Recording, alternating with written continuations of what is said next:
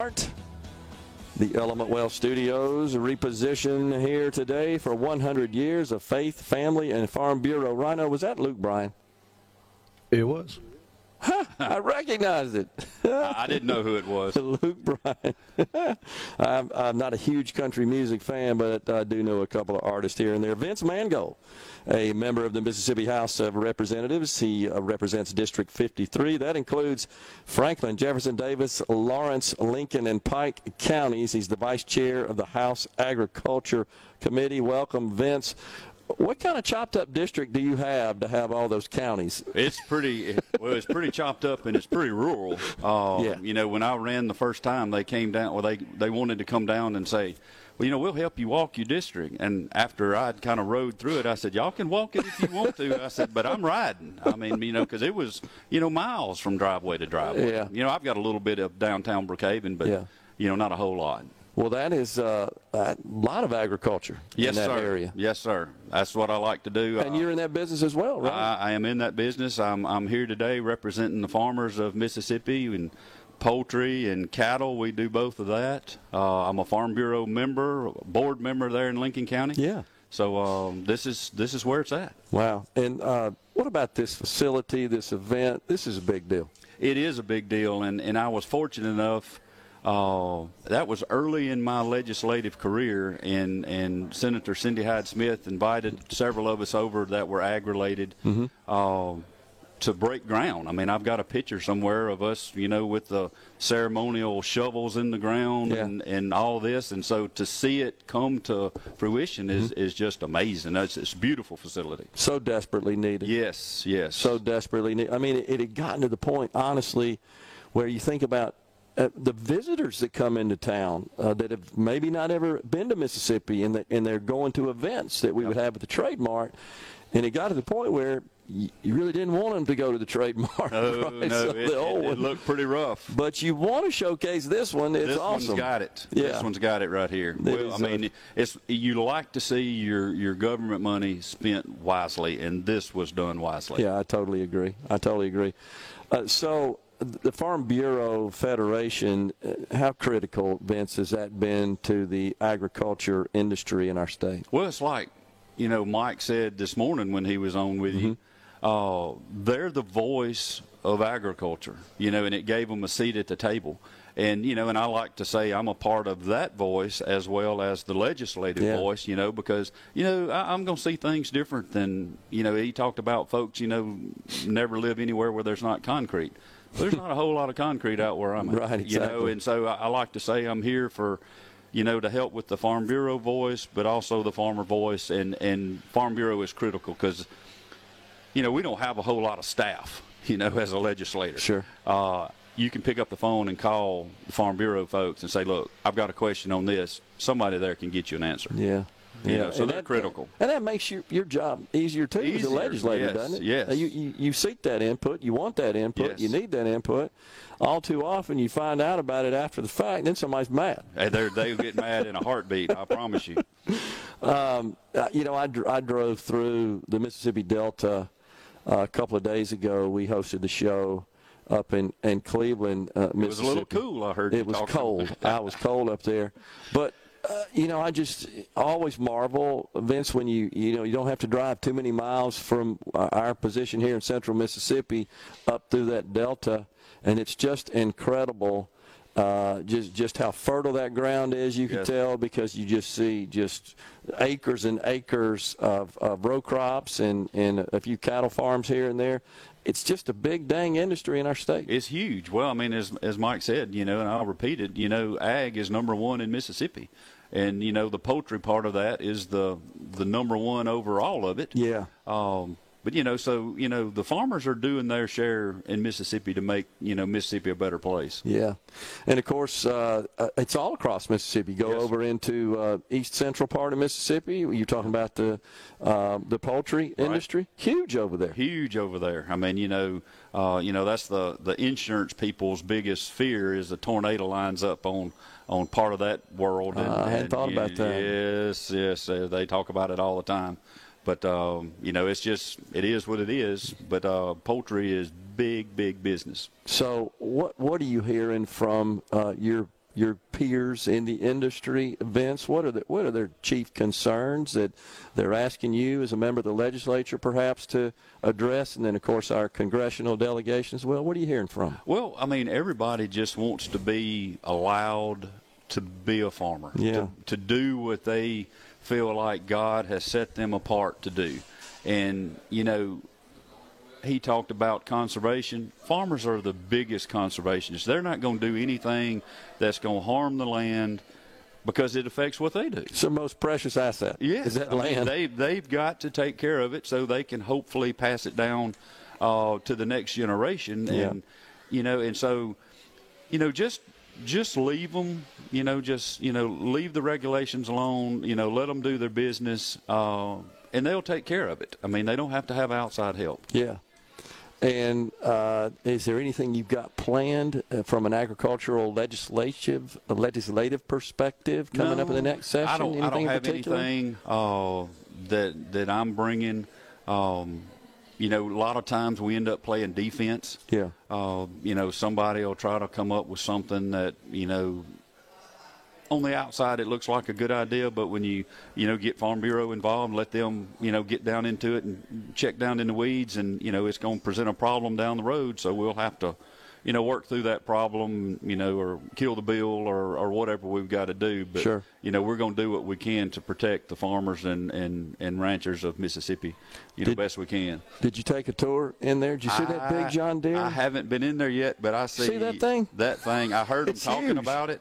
I mean, and you know, there goes to the technology and needing broadband throughout the state. Yeah. You know, that thing is looking at weeds going through. I mean, they said 11, 12 miles an hour or something like Yes. that, and it identifies a weed and sprays it. With pinpoint accuracy. Yes, sir. Much better than a human Yes, sir. can do it. I mean, you know, and I've got a spray rig on the back of my side-by-side that I spray up next to the chicken houses. Well, you know, I'm going to have overspray. That thing is not. It's incredible. It's not wasting anything. That's what Mike said, like an 80% reduction of the chemical Well, use, you which look are at through what the that- roof price-wise. You know, you look at what that's going to save the farmer. You know, and all these, you know, the seeds that they plant that are you know, Roundup ready and all of this. I mean, you know, it makes a big deal to that farmer. Yeah. You know, because he'll have to only go through there one time. Yeah. You know, that's saving diesel, saving chemicals. You know, everything is a saving. And so anything you can do to make the farmer's job easier. Now, it's no telling what that bad boy's going to cost. That's the other thing people don't realize. Yeah. You know, is what those things cost. But when you sit down and probably do a return on investment analysis, I bet you get a pretty quick payback when you think about that. I would imagine. You know, when you're talking about reducing your chemical costs by, you know, up to 80%, I mean, that's huge. Yeah. Because that's one of your big, you know, costs as far as farming is, you know, as far as the row crop guys, is the chemicals. Yeah, and which have increased substantially over the last couple of years, and fertilizer as well. There's numerous reports about that. I'm sure you've probably seen some of these reports from other areas on the planet. Netherlands comes to mind, where it seems like they want to put the entire agriculture industry out of business in the name of climate change. And some of that stuff starting to invade in this country as well by some of the climate change ideologues. Does this bother you? It does, you know, because so many people listen to that. Yeah. You know, and you know, they need to realize where their food is coming from, where their clothes are coming from. Drugs. You know, I mean, all medicine. of that is coming back to the farm. Yeah. And so they need to realize all that. If you keep pushing and pushing and pushing, you know, right now we're having trouble, you know, with farmers, the next generation, not wanting to take up the mantle. Yeah. You know, I mean, I've got a daughter that's 30 years old. She has no desire, you know, not married, you know, no desire to come back to the farm. Yeah. You know, so How we going to eat? what are we going to do? Clothes. What are we No, gonna do? it's essential. It's exactly right. But the more I see of this stuff, I just, it's like, do you not get it that we can't survive without what this industry and what these people do? We should be thanking them every day, not coming up with ways to make their lives more difficult and produce less. You got to go. You can hang around for another segment. I can hang around. Yeah, let's talk about when we come back what we think may be on the boards for the upcoming 2023 session. Where you may know more than I do. We'll talk about it. But we're a month away. You guys are going to be down here at the Capitol. Yes, sir. Coming right back at the Mississippi Trademark for 100 years of Faith, Family, and Farm Bureau. Stay with us. We are back at the Mississippi Trademark for 100 years of Faith, Family, and Farm Bureau, the 100-year celebration, the centennial celebration of the Mississippi Farm Bureau Federation. Our guest here in the Element Well Studios in the Trademark Corridor, just outside of the doors entering into Trade Hall B, is Representative Vince Mangold. So, Vince, appreciate your update and certainly your insight, sir, on the agriculture industry. Yes, being a part of it is very valuable. Appreciate that. But let's turn our attention to the upcoming legislative session. Now, I know you said before we went to break, may not know a whole lot about what's going on, but let's start with this. It's an election year. Yes, sir. So how is that different than a normal year? From my experience, and I don't have a whole lot of experience from this, they usually try to do as much low-key as they can. Not a whole lot of heavy lifting. We handle what business we've got to handle, but they try not to, to get off in the weeds on anything just really troublesome.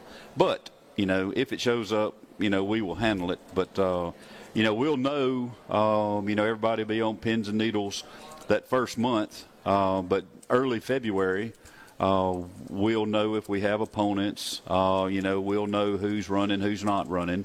But that's pretty much already has been decided. The ones that have said they're retiring, and you had some that aren't coming back because of redistricting. Their district changed, and got combined and moved and absorbed by something else. And so you'll have some of those that won't be there. But, it'll be, pins and needles there for a little while until everybody finds out if they've got an opponent or not. Yeah.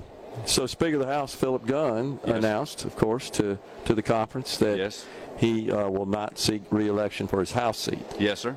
Coming next year. Do you think that may also signal a change for the speakership for the next year? Well, I think he's going to finish out. Okay. This is just me talking. Sure. This is Vince Mangold. Well, that's what we're asking. I think he finishes it out. The heir apparent, everything, you ask most everybody, Jason White would be the front runner for anything, and you may see Jason at the podium more this next session. Just kind of getting everybody more familiar, and everybody knows Jason and likes Jason. But they may, he may stand to the podium and do more of the day-to-day business. Okay. I could see that happening. I don't know if that's going to happen, but it wouldn't surprise me. Yeah. Well, I think Jason is well positioned. It feels like I think so. To move into that role. Super smart, super likable. I appreciate Jason a bunch. And you make a good point there. Certainly having a deep knowledge of policy is important. It is. But let's be honest, herding the cats in the house is a tough task, isn't it? Yes, you're talking about 122, different individuals. So, I don't know if I would want it. Not to say I wouldn't, but that takes somebody, some serious wrangling. Yeah. Throwing a farmer's technique in there. Serious wrangling. Absolutely. And you got to be able to, of course, count the votes. You got to know where everybody stands on issues, and you've got to take into consideration how they're taking positions and voting certain ways on certain legislation, how that affects them should they be thinking about seeking re-election in the next cycle. Right. That's right. Got to balance all that out and try to get stuff done. And that's the thing about Speaker Gunn and his staff, and Jason included, because he worked with him. If there was something controversial, we pretty much knew if the votes were there before we got to the floor. Yeah.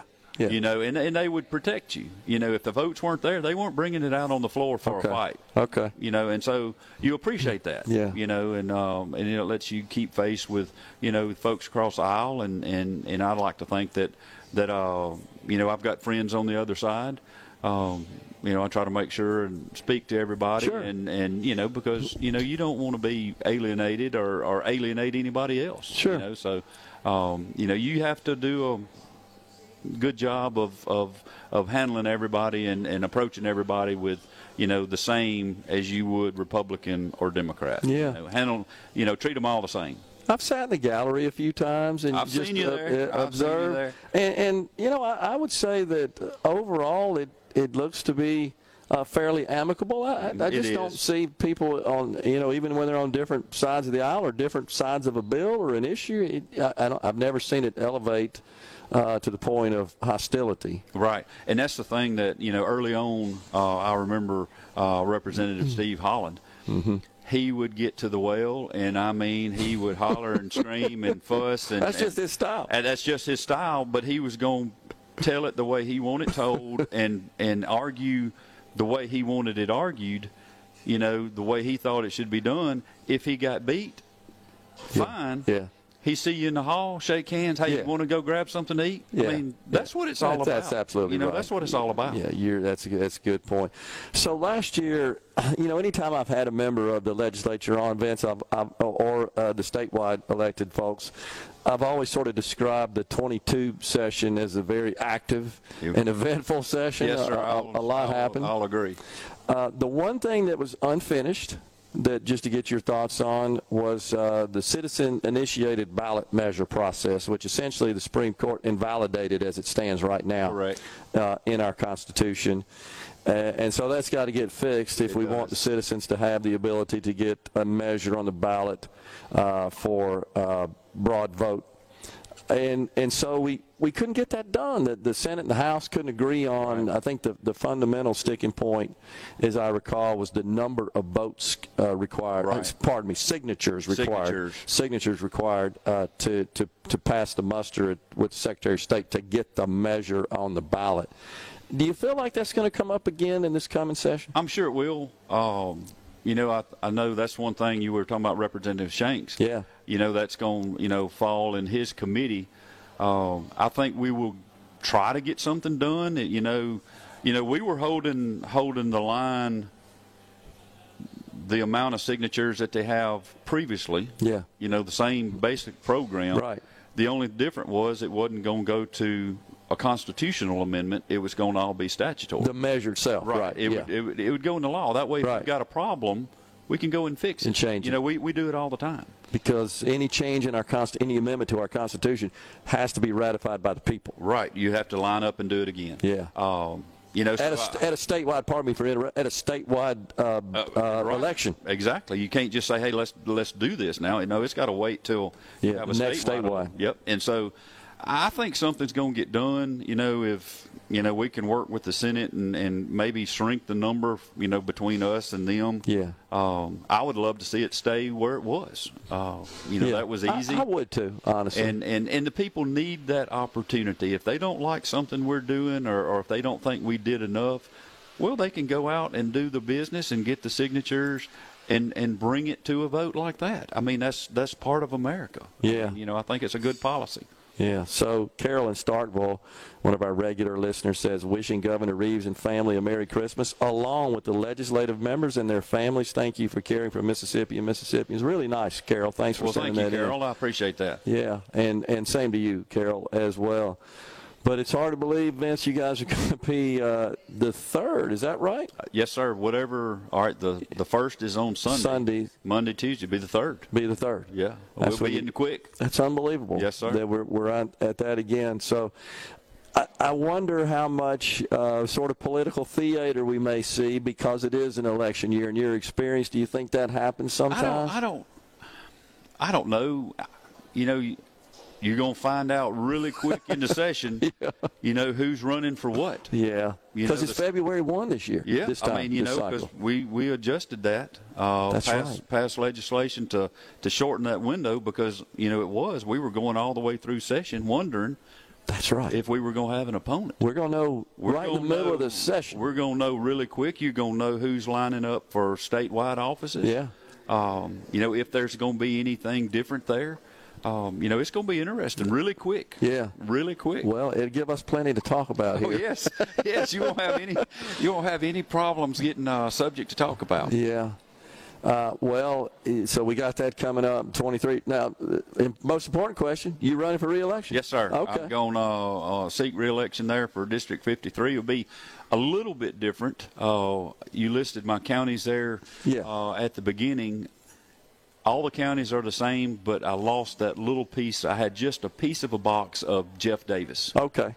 So you got Franklin, Lawrence, Lincoln, and Pike? Is that right? The core stayed the same, but I mean it was just a piece of a box over there, and I told him, I said, I don't know if we're doing them a good job by me just having a piece of a box, Yeah. So makes sense. So I picked up a little more in Lawrence, a little less in Franklin, but everything else pretty much stayed the same. Well, it's a great region for the state of Mississippi, that southwest area of our great state, and Vince, you represent them well as well, and we appreciate you coming on midday, Thank you. sir. Thank you for having